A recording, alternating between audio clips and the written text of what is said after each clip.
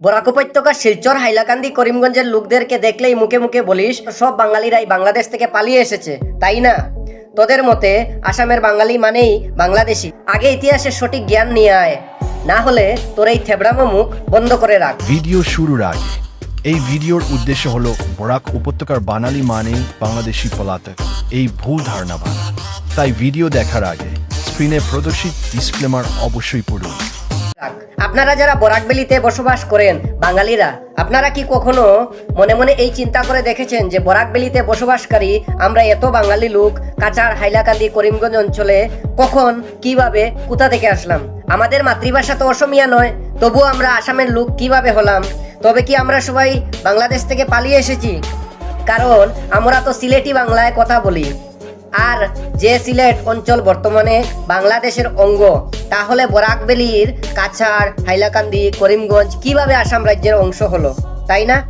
সাথে যারা বাঙালিদের দেখলেই বলে বাংলাদেশ থেকে পালিয়ে আসছো, সেই মূর্খরা জীবনে ইতিহাস খুলে দেখেনি। ওদের মতে আগে থেকেই বাংলাদেশ ছিল, ভারত নয়। আর আসামের বসবাসকারী যত বাঙালি আছে সবাই বাংলাদেশের সিলেট থেকে পালিয়ে এসেছে। তাদের মতে বাংলাদেশ থেকে ভারতের জন্ম হয়েছে, অথচ আসল সত্য হলো তখন বাংলাদেশ নামে কোনো দেশ এই পৃথিবীর মানচিত্রেই ছিল না।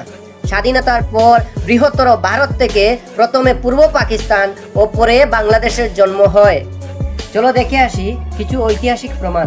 1874 বরাকবেলি, কাছাড়, হাইলাকান্দি, করিমগঞ্জ একসময় ছিল পূর্ণ বাংলা, মানে বঙ্গদেশের অবিচ্ছেদ্য অংশ।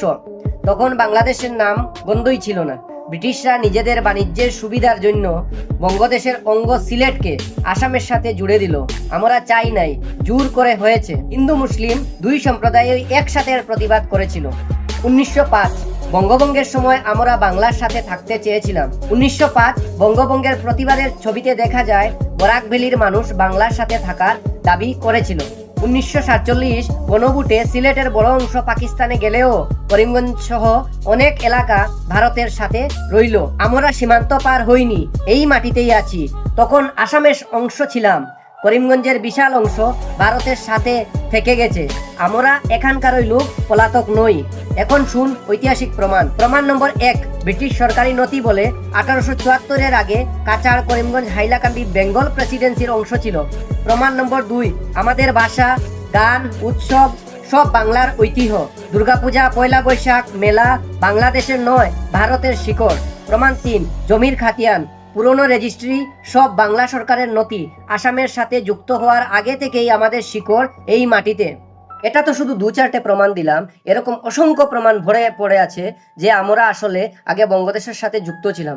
আমরা আসামের সাথে যুক্ত হওয়ার পরও আমাদের মাতৃভাষা বাংলার জন্য কি করেছি। 1961 সাল শিলচর ভাষা আন্দোলন।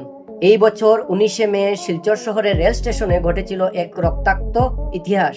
আসাম সরকার ঘোষণা করেছিল যে আসামের একমাত্র সরকারি ভাষা হবে অসমিয়া, বাংলাকে কার্যত বাতিল করে দেওয়া হবে।